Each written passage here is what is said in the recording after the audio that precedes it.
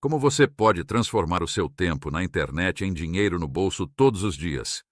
Clique no link que está na descrição ou no primeiro comentário e descubra antes que esta oportunidade saia do ar.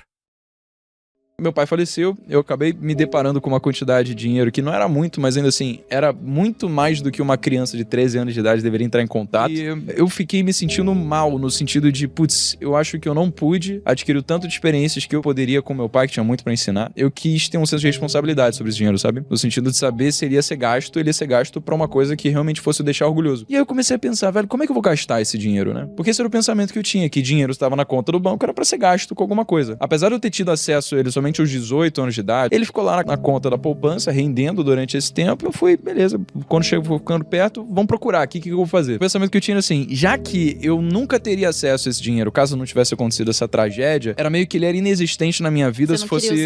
Eu não queria usar pra coisas superficiais. Eu queria realmente usar pra algo que fosse relevante, pro que meu pai olhasse e ele falasse, isso eu aprovo, sabe? Como se fosse um presente que ele tivesse me dado. E eu não encontrei essa resposta. Eu fui fazer medicina, achava que ia construir um consultório médico, depois eu larguei medicina, essa ideia foi por água abaixo, eu fui fazer engenharia, e aí depois eu fiquei perdido. Falei, não faço ideia de como é que eu vou gastar esse dinheiro. Bom, já que eu não sei como gastá-lo, melhor que eu saiba como fazê-lo render da melhor forma possível, né? Fui pro YouTube, o melhor professor que eu tive na vida, e procurei lá como começar a investir. Eu comecei a entrar em contato com um mundo novo, que, assim, se abriu perante os meus olhos. Tipo, Primo Rico, Natália Arcuri do Me Poupe, o Perini, o Pitt, pessoas que estavam falando sobre educação financeira, que é um assunto relevante pra todo ser humano que pisa nessa terra, mas que ainda assim ninguém é dado na escola. E aí eu comecei basicamente a pegar o dinheiro do meu pai, mandar uma corretora de valores, comprar os títulos de renda fixa, entender como é que funcionava a Selic, falar, pô, beleza, isso aqui eu vou colocar em título público, isso daqui privado, depois eu vou comprar fundo imobiliário, pronto, quando eu vi já tava investindo em ações. E uma coisa foi puxando a outra, de repente eu comecei a perguntar aos meus amigos da faculdade, cara, tu viu que a taxa Selic caiu 2%, velho? Eu tinha muita gente muito braba lá, que era da Fluxo, que era empresa júnior, que eu era membro, na época que eu tava fazendo engenharia de produção. E, pô, pessoas que a gente admira, a gente quer trocar ideia sobre várias coisas, né? E porque eu sabia que elas eram muito fodas, eu cheguei e perguntei essas coisas, eu não fazia ideia do que era a taxa Selic. Eu falo, cara, isso aqui, pô, política monetária do Banco Central, sabe?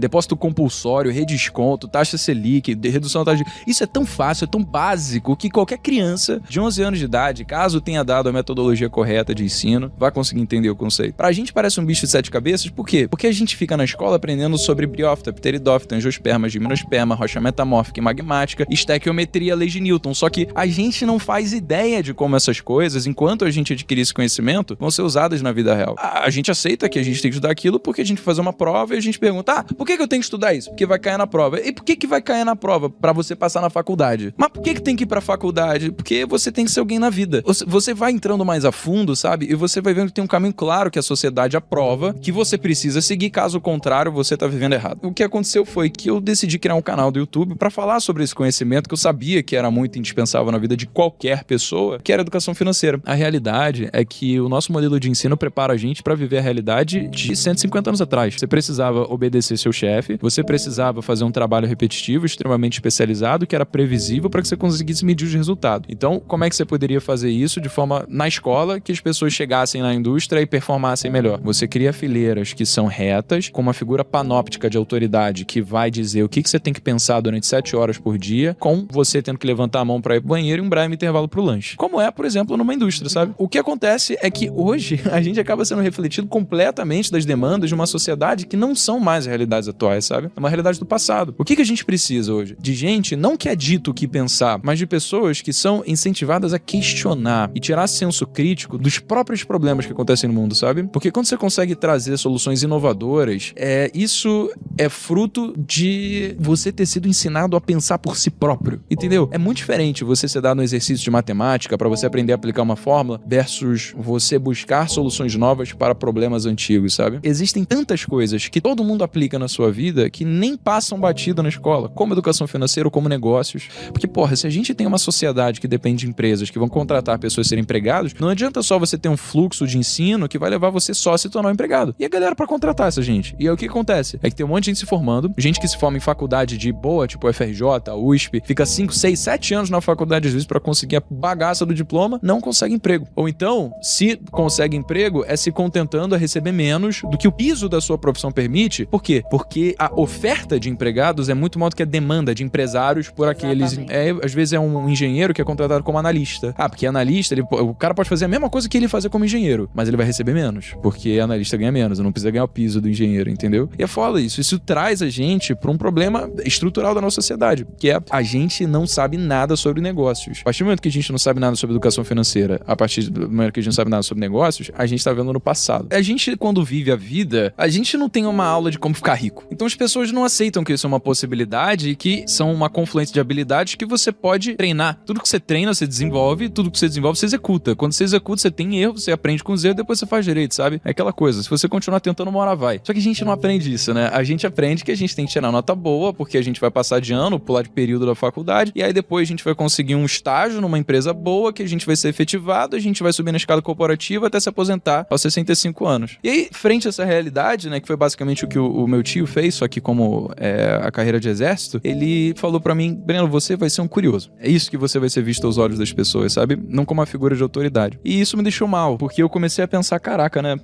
Eu acho que tem duas formas de encarar isso. Eu posso encarar isso como ele tá certo e eu tenho que aceitar que a vida é injusta e eu tô miserável na faculdade, é pra eu passar por isso e todo mundo é assim, tem nada que fazer a respeito. Ou eu posso encarar isso como o melhor discurso motivacional que eu já ouvi na vida, fazer do mesmo jeito e depois vamos ver o que dá. Isso é tudo questão de autoimagem, sabe? É uma crença limitante. Quando você fala, e quando as pessoas não te tratam como uma pessoa que deve ser uma autoridade, um respeito, o problema não é das outras pessoas, o problema é seu. Porque se você se vê como uma pessoa que não merece ser visto como uma figura de autoridade, você vai externalizar isso pela forma como você fala, pela forma como você anda, pela forma como você se veste, e as pessoas elas vão pegar nesses inputs ali que você tá emanando, por esses outputs aí que você tá emanando, e elas vão agir de acordo. Então, quando você dá esse switch de que você é merecedor de estar onde você tá, e ninguém vai te bater pra conseguir te diminuir como figura de autoridade ou não, aí elas começam a te ver diferente. Você começa a andar de formas confiantes, você começa a falar de formas confiantes, você começa a cagar e andar pro que qualquer outra pessoa pensa de você, sabe? Isso é muito gostoso. É um senso de liberdade quando você entende que só importa aquilo que você pensa, porque a sua realidade é aquilo que você escolhe encarar. A gente não pode escolher onde a gente nasce, quem são nossos pais, a forma como a sociedade trata a gente, mas a gente pode escolher o significado que a gente vai dar aos acontecimentos à nossa volta e o que fazer a respeito. Eu acho que as pessoas não entendem que elas podem escolher isso, sabe? Elas podem escolher exercitar, mudar a forma como elas mesmas se veem, para que as outras pessoas por si comecem a mudar isso também. A gente ouve algumas pessoas falando que você sempre vai querer desistir, que você vai chegar num momento onde você vai estar tão pra baixo e você vai se perguntar se é realmente aquilo que você queria estar fazendo e você vai pensar em desistir. Isso não aconteceu comigo. Eu sabia que enquanto eu não tava na faculdade, eu não ia poder dar desculpa pra minha mãe e pro meu tio acharem que eu ia estar em casa coçando o saco. Então eu comecei a acordar 4h30 da manhã e durante 8 meses eu não saí de casa. Pra ir pra festa com os amigos, pra beber, fazer o que a maior parte das pessoas da minha idade estava fazendo, porque eu sabia que eu tinha 2 anos pra fazer valer.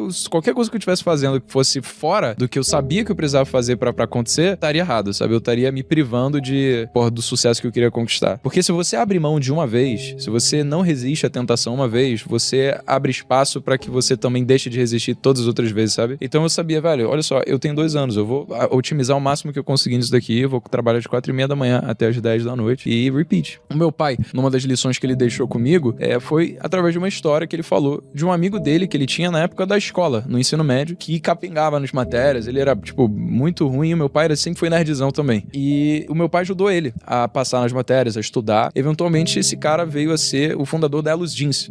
Meu pai, depois, décadas na vida depois, ele foi demitido do emprego que ele tava, foi falar com esse amigo, o amigo dele sabia que, meu pai era confiável, que meu pai era inteligente, que meu pai dava conta do trabalho, que era uma pessoa competente e contratou meu pai. Então, assim, o meu pai naquela época nunca poderia ter imaginado que isso iria acontecer, sabe? Eu acho que a reciprocidade não é algo que a gente deve contar com, mas a gente deve fazer independente, porque é mais uma coisa da gente se sentir bem consigo mesmo, sabe? Não tem nada de bom que possa acontecer da gente falar mal de outras pessoas ou querer não ajudar outras pessoas, do que, não, porque eu fiz isso porque um dia esse cara vai ser foda, ele vai me ajudar. Não, ajuda porque é bom ajudar, sabe? Um ponto fundamental é esse, você não se preocupar só com o dinheiro. Você saber que o dinheiro é uma consequência de algo muito maior que você tá fazendo. Eu acredito 100% nisso, né? Isso é matemático. Se o que você tá fazendo não vai ajudar ninguém, você não vai ter dinheiro. Assim, a conta é muito fácil, né? É como se dinheiro fosse proporcional à quantidade de pessoas que você ajuda e o tamanho do problema que você resolve pra essas pessoas. Você quer ficar bilionário? Ajuda 1 bilhão de pessoas, pô. Quer ficar milionário? Ajuda a gente pra caralho também, que uma hora chega. Uma única hora que eu vivi na minha vida que mudou tudo. E pra muitas pessoas isso acontece, né? Esse ponto de inflexão? Pra mim foi uma palestra que eu assisti, que foi organizada pela Fluxo Consultoria, a empresa júnior lá do FRJ, do qual eu era membro, que chamaram um cara que nem é tão conhecido assim, mas, pô, hoje eu tenho que atribuir tudo que eu tenho hoje a esse momento, né, que eu vivi com ele, que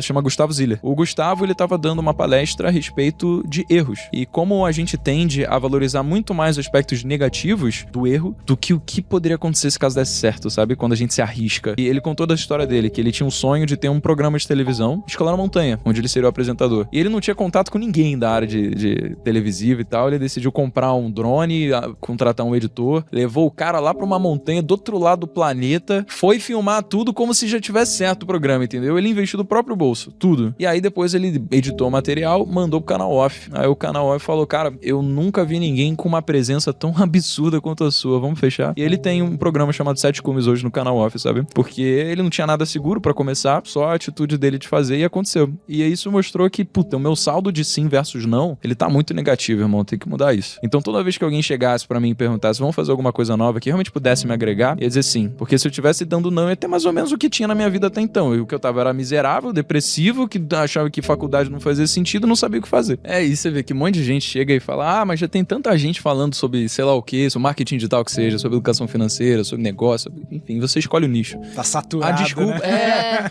Aí, será que dá pra crescer nisso ainda? Eu posso ser mais uma pessoa dentre tantas? Por que o pensamento deveria ser, será que vai dar certo? Eu falei, caralho, você só vai saber depois que fazer, entendeu? E na verdade, só vai dar errado depois que você parar. Então meio que depende só do quanto você tiver disposto a ir atrás, porque se você não conseguiu ainda, ver crescimento, uma taxa consistente, você consegue projetar que você vai conseguir ser uma pessoa maior no futuro, então você tá fazendo uma coisa de errado, você tem que assumir que tem algo que você não sabe. Porque se você não sabe de alguma coisa, você precisa analisar, peraí, o que eu tô fazendo de errado? E mudar o curso, pô. Acho que é assim que a banda toca.